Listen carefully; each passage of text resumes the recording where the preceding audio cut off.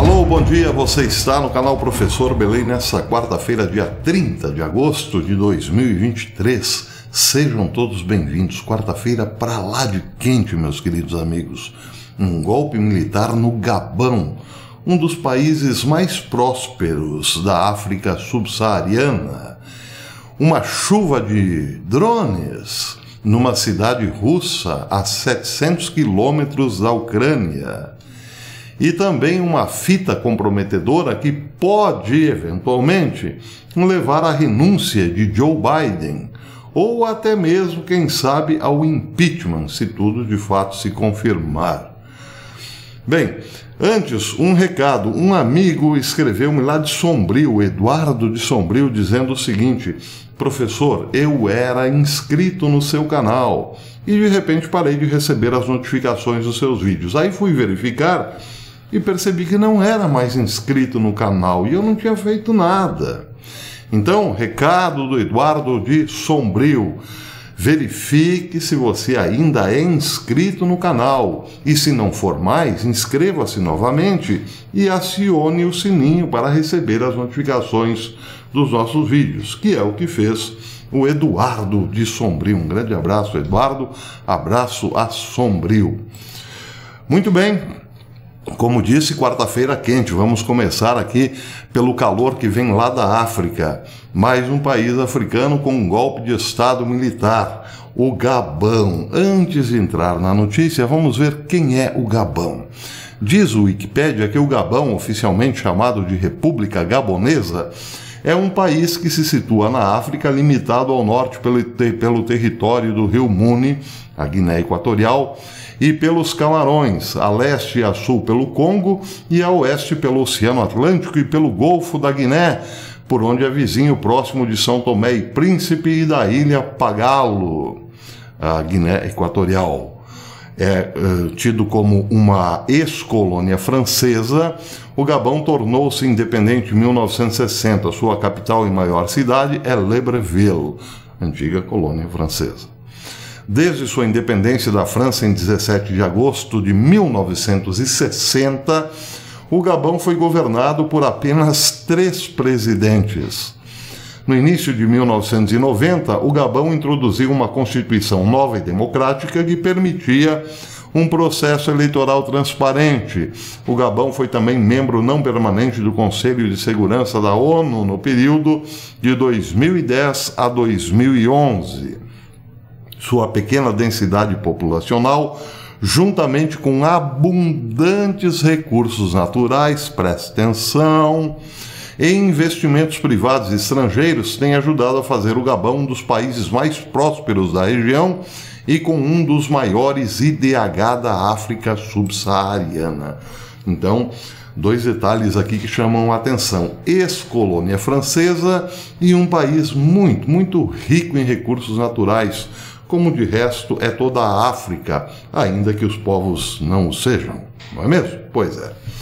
Então, lá do Gabão vem a seguinte notícia hoje: um grupo de soldados gaboneses dissolveu hoje, quarta-feira, as instituições governamentais e cancelou as eleições gerais, depois de saber que o presidente Ali Bongo Ondimba tinha sido reeleito para um 3º mandato com 64,27% dos votos, noticiou a France Press. Neste dia 30 de agosto, as Forças de Defesa e Segurança reuniram-se no âmbito do Comitê para a Transição e Restauração das Instituições. Da mesma forma, essas forças detalharam que as eleições gerais de 26 de agosto de 2023 foram canceladas, assim como os resultados truncados. As fronteiras foram fechadas, as instituições foram dissolvidas. O governo, o Senado, a Assembleia Nacional, o Tribunal Constitucional, o Conselho Econômico e Social e o Conselho Eleitoral do Gabão também foram dissolvidos. Os rebeldes argumentaram que a medida é uma resposta a uma governança irresponsável e imprevisível, que se traduz numa deterioração contínua da coesão social, que corre o risco de levar o país ao caos, pelo que proclamaram defender a paz, pondo fim ao regime existente. Entre os líderes golpistas estão membros da Guarda Republicana, órgão de segurança encarregado de proteger o presidente, reconhecível por suas boinas verdes, bem como soldados regulares do exército e policiais, relatou a African News. Segundo jornalistas da agência de notícia francesa, a AFP, foram ouvidos tiros em Libreville, capital do país africano. Bem, então está aí mais um golpe de Estado num país que preocupa e muito a Europa. Eu tenho dito aqui nesse canal já há vários vídeos que a Europa tem muito, sim, é muito rica, porém tem também muito a perder, já que boa parte de sua riqueza vem de suas antigas colônias, não é mesmo? Ali pertinho, na África. Não por outra razão, o secretário da União Europeia para Negócios Estrangeiros e a Política de Segurança manifestou sua preocupação com os acontecimentos do Gabão numa reunião dos ministros da Defesa do Bloco em Toledo. Toledo, aqui no Paraná, não, lá na Espanha. Quem deu essa notícia foi o RT News. Disse o seguinte: hoje, quarta-feira, o alto representante da União Europeia para Negócios Estrangeiros e Política e Segurança, Josep Borrell, disse que o golpe no Gabão, se for confirmado, poderá desencadear outro golpe militar ou outros golpes militares que aumentarão a instabilidade em toda a região. E ele disse isso numa reunião dos ministros de defesa da União Europeia em Toledo, Espanha. No quadro do que Borrell descreveu como uma situação muito difícil em países como a República Centro-Africana, o Mali, Burkina Faso, Níger, Gabão, Borrell também dirigiu a atenção de altos funcionários para a área, altos funcionários da União Europeia na região. Ele disse: certamente nossos ministros têm de pensar profundamente sobre o que está acontecendo lá e como podemos melhorar a nossa política em relação a esses países, disse ele. Este é um grande problema para a Europa. Na manhã de quarta-feira, diz o RTNews, um grupo de altos funcionários oficiais militares gaboneses foi à televisão nacional anunciar a tomada do poder, depois do presidente Ali Bongo Ondimba ter ganho o terceiro mandato, como eu disse no começo do vídeo. O suposto golpe no Gabão ocorre quase um mês depois do presidente do Níger, Mohamed Bazoum, ter sido afastado do poder. Então isso aí, muita preocupação na União Europeia, porque tudo isso vem a reboque da consolidação dos BRICS, evidentemente. O que leva a preocupação à Europa é que todos esses recursos que foram altamente explorados pelo continente europeu passem à mão de países como China e Rússia, por exemplo, e quem sabe até mesmo do Brasil em alguma medida, porque não é de hoje que China e Rússia têm investido e pesado na África, principalmente na África subsaariana. Temos aí áreas de novas configurações geopolíticas pela frente, podem ter certeza disso. Muito bem, uma chuva de drones numa cidade russa que fica a 700 quilômetros da Ucrânia. A matéria também do RT News diz que a cidade russa de Pskov, perto dos territórios da Estônia e Letônia, que são membros da OTAN, foi atacada por um enxame de drones nas primeiras horas de hoje, quarta-feira. O governador regional confirmou o ataque, enquanto vídeos mostravam uma explosão e defesas aéreas iluminando o céu noturno circularam nas redes sociais. Os militares russos estão repelindo um ataque de drones no aeroporto de Pskov, confirmou o governador regional Mikhail Vadernikov no Telegram, acrescentando que estava no local desde o início do ataque. As informações iniciais dizem que não houve vítimas. Estamos trabalhando para avaliar os danos materiais, acrescentou Vedernikov. As autoridades russas fecharam brevemente o espaço aéreo na região, enquanto o aeroporto de Pskov cancelou todos os voos em 30 de agosto, hoje, para avaliar potenciais danos à pista. Diz também o RT News que os serviços de emergência relataram à agência TASS que 4 aviões de transportes Ilyushin 76 foram danificados no solo, mas os militares ainda não confirmaram esses relatos. De acordo com vários canais russos no Telegram, mais de 12 de drones atacaram o aeroporto de Pskov e as defesas aéreas estavam engajando colocando no radar outros drones adicionais. Imagens das redes sociais mostram o que parecia ser uma explosão acompanhada pelo som de tiros de armas leves. Eu não posso, evidentemente, colocar aqui essas imagens. O canal russo Ridovka afirmou que cerca de 15 drones ucranianos atacaram o aeroporto de Pskov e foram abatidos, inclusive com armas leves. Algo parecia ter caído ou explodido no aeroporto e os serviços de emergência respondiam a um incidente. Não houve relato de vítimas. Já o canal Mash Telegram informou que um dos drones pode ter atingido um depósito de combustível e incendiado, fazendo com que uma espessa fumaça preta subisse acima da cidade. Atenção, detalhe. Pskov fica a cerca de 700 quilômetros a norte da Ucrânia, o que é longe, bastante longe, mas apenas a 30 quilômetros da fronteira com a Estônia. Daí especula-se que, quem sabe, esses drones podem ter partido da Estônia, o que configuraria um ataque da OTAN à Rússia. Mas tudo isso está no perigoso terreno da especulação. Nada disso foi confirmado. Também a Letônia fica próxima do local do ataque, está a 60 quilômetros a sudeste.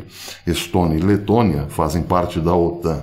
Ambos são Estados-membros da OTAN. Para chegar à cidade, os drones lançados à Ucrânia teriam de sobrevoar o leste da Bielorrússia, o que para os russos parece muito improvável, pela distância e também por ter que passar pelo espaço aéreo da Bielorrússia, que está sempre de olho em tudo que está acontecendo na Ucrânia, como na Polônia também. A Ucrânia já enviou enxames de drones para a Crimeia, onde se deparou com intensas defesas aéreas russas, diz o RT. Grupos de 2 ou 3 drones também atacaram o centro comercial da cidade de Moscou, na capital russa, causando pequenos danos materiais, porém nenhuma vítima. O Kremlin considerou os ataques um incômodo. Entre aspas, um incômodo, porque, segundo o Kremlin, foram abatidos como moscas. Mas sabe como é que é? Sempre incomoda, né? E um ato de desespero destinado a desviar a atenção dos fracassos de Kiev no campo de batalha. Então fica aqui a preocupação de se de fato os drones partiram de Estônia ou Letônia, países membros da OTAN, ou então foram drones vindos da Ucrânia mesmo, que atravessaram uma longa faixa de território, 700 quilômetros, até atacar em Pskov. Mas, atenção, tem gente já falando que pode ser um ataque promovido por insatisfeitos soldados militares, insatisfeitos do grupo Wagner. Bem, talvez não por outra razão. Hoje o New York Post diz que Putin ordenou que serviços de segurança se preparem para um novo motim após a morte de Prigozhin. Rimou, não é mesmo? Pois é. Segundo o New York Post, o presidente russo Vladimir Putin ordenou que seus serviços de segurança se preparem para a possibilidade de um novo levante militar após a morte do chefe do grupo Wagner, Yevgeny Prigozhin, em um suspeito acidente de avião, de acordo com o relatório.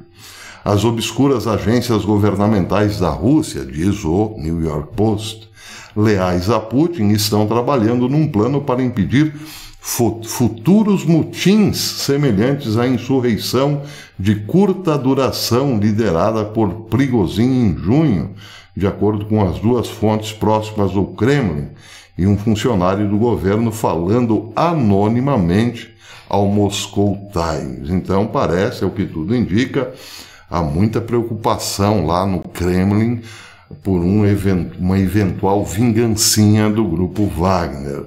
Termina o New York Post dizendo que, apenas 2 dias após a queda do avião de Prigozhin, Putin acionava um decreto exigindo que os mercenários do grupo Wagner e membros de outros grupos paramilitares assinassem um juramento de lealdade ao Estado russo, jurando defender a ordem constitucional. Diz o Post que Putin quer um controle mais apertado sobre o grupo Wagner para garantir que ele, Putin, ou o Estado russo, não será confrontado com uma crise repentina no futuro. Muito bem, última notícia do dia. Essa é quentíssima também, vem lá dos Estados Unidos. O apresentador da Newmax TV, Greg Kelly, afirmou que está de posse de uma fita de áudio contendo evidências incontestáveis da corrupção de Joe Biden. E a fita será divulgada ao público nas próximas semanas. Kelly disse que a fita é tão comprometedora, mas tão comprometedora, que encerrará a campanha de Biden à reeleição. E é tão mal que pode forçá-lo a demitir-se antes do fim de seu mandato, sobrecarregando o país com Kamala Harris como presidente. Kelly disse, abre aspas, há uma fita de áudio feita por pessoas bem informadas que mostra evidências incontestáveis da corrupção de Joe Biden, que está prestes a se tornar pública. Assim que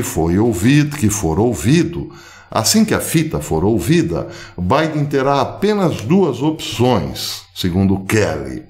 Ele não poderá permanecer candidato à presidência para a reeleição e tudo pode estar acabado ainda neste mandato. Ele pode ou renunciar ou, quem sabe, até ser impeachmentado. A fita, diz a matéria, será divulgada após o Dia do Trabalho, antes do Halloween. O Dia do Trabalho nos Estados Unidos é sempre na primeira sexta-feira de setembro. Esse ano, então, será no dia 4 de setembro. A única coisa que Biden poderá fazer, mas provavelmente não fará, é permanecer como presidente, indo como um cadáver político até o fim do seu mandato. Eles estão preocupados com isso agora na Casa Branca, diz Kelly. O representante do Partido Republicano, James Comer, chegou a dizer o seguinte: Joe Biden quer dizer que é um presidente transparente, mas isso é besteira. Ele é o presidente menos transparente dos Estados Unidos. Se ele fosse inocente, estaria cooperando com este comitê e tentando salvar o seu bom nome, mas continua agindo como se não houvesse nada para dizer ou explicar. Não há nada para ver aqui. Estamos muito preocupados agora que Joe Biden está usando pseudônimos para esconder o fato de que trabalhou com seu filho, vendendo acesso aos nossos inimigos ao redor do mundo em troca de transferências eletrônicas, que já descobrimos que foram empresas de fachada ou empresas falsas enquanto ele era vice-presidente.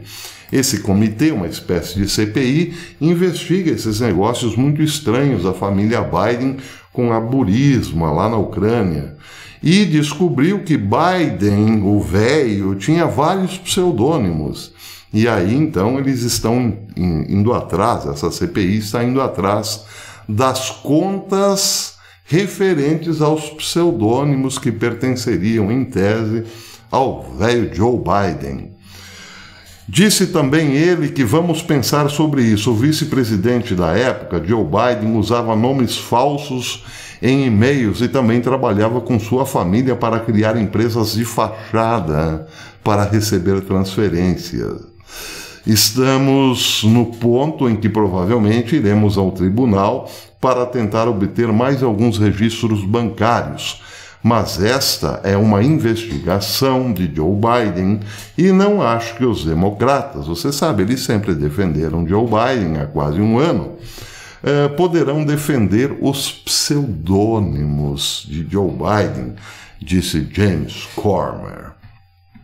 Não se sabe o que tem na fita, mas então a Newsmax, através de Greg Kelly, diz que é arrasadora, arrasa quarteirão.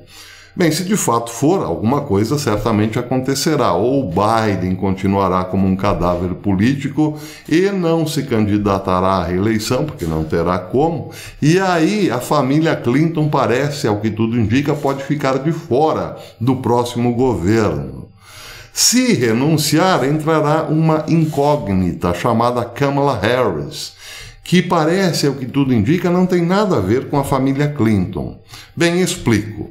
Muita gente diz que Joe Biden era um fantoche de Obama, só que é o contrário, prestem atenção. Joe Biden é um velho político norte-americano que teve sua carreira praticamente toda financiada, sua carreira política financiada pela DuPont e pela família Clinton. Quando Barack Hussein Obama surgiu, ele era pouco conhecido, até mesmo no seu estado. Ele era conhecido mais em Chicago, mas para o resto da América era também incógnita. Mas, assim que foi alçado às luzes da ribalta, todo mundo se encantou com Obama. O primeiro presidente negro norte-americano, elegante, inteligente, de fala mansa e com ideias modernas. Todo mundo se apaixonou. Bem, a família Clinton, que ainda não tinha Obama na mão, conseguiu encaixar um político seu na presidência. Quem? Joe Biden. Para que Biden assumisse se Obama eventualmente fosse pego de calça curta, ou seja, não conseguisse realmente provar que era de fato americano. Bem, Barack Hussein Obama escondeu de todas as maneiras possíveis e imagináveis a falta de transparência nessa relação aí entre seu nascimento e, de fato, o que estava nos papéis lá na sua certidão de nascimento, etc. e tal. Muitos diziam, ele nasceu na Ucrânia. No Quênia. Foi mal. E os documentos estão errados. E outros tentavam esconder. Bem, a família Clinton tinha um plano B. Se de fato ele for pego com batom na cueca, segue o velho Biden, que é do nosso time, claro, evidentemente. O problema é que na eleição que levou Biden ao poder, a família Clinton teve que aceitar a inclusão de Kamala Harris como um apelo às mulheres. Ela não era da família, por assim dizer. Ninguém sabia muito bem e até hoje não sabe muito bem quem é Kamala Harris. Mas ela tinha que estar lá porque, bem, seria um apelo para o voto feminino das democratas. O fato é que se ela terminar este governo, a família Clinton parece terá pouco acesso a ela. Porque a pergunta que fica é a seguinte, bem, Kamala Harris pode terminar presidente dos Estados Unidos. A questão é saber quem é presidente de Kamala Harris. Seria Obama? Não se sabe. Não se sabe. É um mistério, como diria Dona Milu. Vamos aguardar isso também, não é? Pode ser que surja de fato um grande escândalo aí que tire o velho Joe da jogada. Eu vou ficando por aqui. Até amanhã, se Deus quiser. E não esqueça, sábado eu estarei lá no canal Ale Machado às 8 horas da noite para uma live falando das possibilidades da terceira G mundial. Coloque aí na sua agenda. para não esquecer. Até amanhã, se Deus quiser.